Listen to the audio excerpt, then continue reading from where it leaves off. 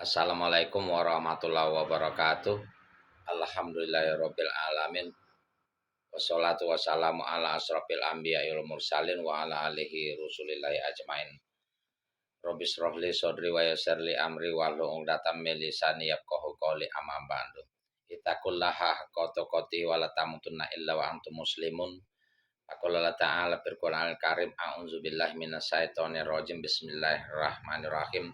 Lan tanalul birra hatta tunfiqu mimma tuhibbuna wa ma tunfiqu min syai'in fa innallaha bihi alim. Shadaqallahul azim. Sahabat seiman yang dimuliakan Allah Subhanahu wa taala, bersyukur kita atas limpahan rahmat, taufik dan hidayahnya kepada Allah Subhanahu wa taala dengan mengucapkan alhamdulillahirabbil alamin.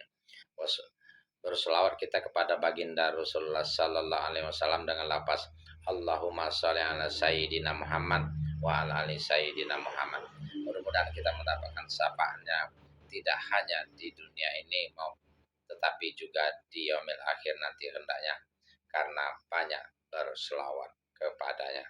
Untuk itu jangan bosan dan jangan merasa malas untuk menzikirkan selawat kapanpun dimanapun kita berada dengan lapas Allahumma sholli ala sayyidina Muhammad wa ala ali sayyidina Muhammad. Sahabat seiman yang dimuliakan Allah Subhanahu wa taala, salah satu perintah Allah Subhanahu wa taala yang wajib kita laksanakan yakni kita berinfak, bersedekah. Banyak sekali ayat-ayat Al-Quran dan sunnah-sunnah Rasulullah yang menganjurkan kita agar berbagi kepada sesama, sehingga dengan berbagi kepada sesama yang membutuhkan itu kita akan timbul rasa kasih sayang satu sama lain dan akan tercipta keharmonisan di antara sesama. Di antaranya Allah SWT mengatakan wa anfiqu mimma razaqnakum min qabli ayatiya ahadakumul maut. Jadi kata Allah, berinfaklah kalian dari rezeki yang kami berikan sebelum ajal menjemput di antara kalian. Artinya apa? Selagi kita masih sehat, selagi kita masih berumur, selagi masih ada kesempatan, jangan lengah berinfak, bersedekah kita. Dan percayalah bahwa setiap sedekah, sekecil apapun, itu akan kembali kepada kita sendiri. Wa anfiqu khairul li anfusikum wa may yuqassuha nafsihi fa ulaika humul muflihun. Allah Subhanahu wa taala mengatakan, sesungguhnya apapun yang kalian infakkan itu tidak lain akan kembali kepada kalian sendiri. Dan barang siapa dijaga dari sifat kekikiran, dari pelit, maka dia akan menjadi orang-orang yang beruntung. Mudah-mudahan kita termasuk orang yang beruntung dengan selalu berbagi dalam segala keadaan. Salah satu intinya manakala kita berbagi dalam segala keadaan, baik dalam keadaan lapang maupun sempit, maka kita akan mendapatkan ampunan dan pahala surga dari Allah Subhanahu wa taala. Di dalam surah Ali Imran ayat 133, Allah Subhanahu wa taala berfirman, Bismillahirrahmanirrahim, wasari'u ila maghfiratin min rabbikum wa jannatin anduha samawati wal ard muiddat lil muttaqin allazina yunfiquna fis sarra'i wad dharra. Bergegaslah kalian, bersegeralah kalian, berlomba-lombalah kalian, kata Allah Subhanahu wa taala, untuk mendapatkan ampunan dan pahala surga yang surganya seluas bumi dan langit. Luas itu ya. Yang dibawanya mengalir sungai-sungai yang akan diberikan kepada orang-orang yang bertakwa kepada Allah Subhanahu wa taala, yakni orang yang mampu bersedekah, berbagi kepada sesama, baik dalam keadaan lapang maupun dalam keadaan sempit. Nah, itu singkatnya. Ya. Surah Ali Imran ayat 133 sampai 134. Nanti buka Al-Qur'annya yang ada terjemahannya di rumah atau diklik di YouTube apa tafsirnya ya, untuk kita, untuk ampunan dan pahala surga.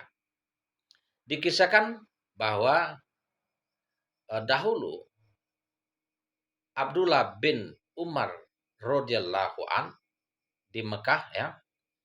Beliau ini menderita sakit yang berkepanjangan, menderita wabah penyakit dan salah satu obat penawarnya adalah ikan tertentu sehingga agak sulit mencarinya ya. Setelah berkeliling kota Mekah akhirnya ditemukanlah ikan itu dibayar dengan harga yang mahal. Akhirnya dibakarlah ikan itu, dimakan, alhamdulillah sembuh. Beberapa waktu kemudian sakitnya kembali lagi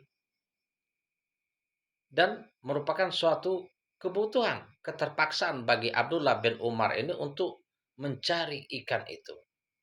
Sudah setelah berkeliling kota Mekah dicari di mana informasi ikan itu akhirnya didapatkan dengan membayar setengah dirham, lumayan mahal. Akhirnya dengan dibawa ikan itu pulang, bersegeralah menyuruh pembantunya untuk membakar ikan itu untuk dihidangkan di atas roti. Tentunya dengan harapan penyakitnya segera sembuh melalui obat ikan itu. Ya. Setelah ikan itu siap dibakar bersama roti untuk dihidangkan, akhirnya datang seorang pengemis di depan pintu rumahnya Abdullah bin Umar ini. Spontan Abdullah bin Umar memerintahkan pembantunya, bungkuslah ikan itu bersama rotinya, berikanlah kepada pengemis yang ada di depan rumah itu. Ya, pembantu berpikir, wah ini sayang. Tuan lebih butuh dengan ikan ini dibandingkan pengemis itu. Karena ini di samping obat yang untuk menyembuhkan penyakit dan juga nyarinya susah, pikir pembantu itu. Akhirnya melihat gelagat pembantunya enggan memberikannya itu, diulangnya lagi. Bungkuslah ikan itu bersama rotinya dan berikanlah kepada pembantu yang berada di depan pintu kita. Akhirnya dia datang juga pembantu itu menghidangkan ikan bersama roti bakar. Makanlah Tuan. Ini Tuan yang memerlukan untuk obat dan kesembuhan Tuan. Sesungguhnya pembantu tadi, pengemis tadi sudah kuberi uang dirham. Jangan khawatir. Dengan muka tersenyum, Abdullah bin Umar tetap bersikeras menyuruh agar ikan itu dibungkus bersama rotinya. Bungkuslah ikan ini dan rotinya, nanti saya akan cari lagi ikan. Dan uang dirham itu yang telah diberikan jangan ditarik lagi, jangan ditanyakan lagi, berikanlah juga sama dia. Akhirnya pembantu itu dengan terpaksa dia membungkus roti dan ikan itu mengejar pengemis yang telah jauh berjalan meninggalkan rumah Abdullah bin Umar ya. Singkatnya, Abdullah bin Umar mengatakan, sesungguhnya saya telah mendengar Nabi Muhammad sallallahu alaihi wasallam bersabda, barang siapa mempunyai keinginan dan dia mampu mengalahkan keinginannya, maka dia akan mendapatkan ampunan dari Allah Subhanahu wa taala. Artinya kita akan mendapatkan ampunan dan pahala dari Allah Subhanahu wa taala. Ini salah satu pengamalan dari surat Ali Imran ayat 92 yang berbunyi Bismillahirrahmanirrahim. Lantana lul birra hatta tumpiku mimma tuhibbun wa ma tumpiku min sa'in fa innallah habihi alim. Sesungguhnya kata Allah, belum akan sempurna pahala kebajikan seseorang manakala dia belum menafkahkan sebagian dari harta yang dia cintai di jalan Allah. Dan apapun yang kalian infakkan, kalian bagikan, Allah maha mengetahui dan Allah SWT akan membalas. Artinya apa? Pahala kebajikan, pahala surga menurut ahli tafsir ya, para ulama, pahala surga itu belum akan layak kita dapatkan manakala kita belum menafkahkan sebagian harta yang kita cintai kepada yang membutuhkan. Apa yang kita cintai? Uang, tanah, kebun. Nah, manakala kita punya, kita mampu, mari kita berbagi. Enggak seluruhnya, sebagian. Mungkin kita punya kebun sawit misalnya 10 hektar. Apa salahnya kita bagikan 1 hektar atau 2 hektar? Hibahkan kepada yayasan, kepada pondok atau ke tempat ibadah. Sehingga untuk penghasilan tetap buat mereka. Ini akan mengalir hingga hari kiamat.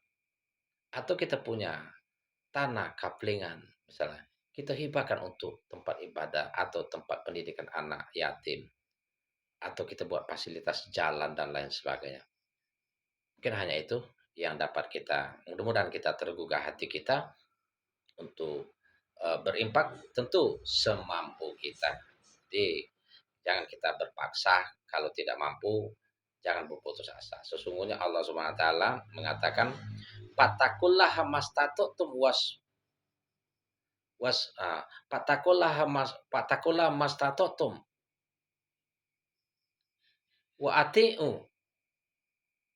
Bertakwalah kalian kepada Allah Subhanahu wa taala menurut kemampuan. Jadi jangan dipaksakan nanti. Ya, demikian. Mudah-mudahan ada manfaatnya buat kita semua. Assalamualaikum warahmatullahi wabarakatuh.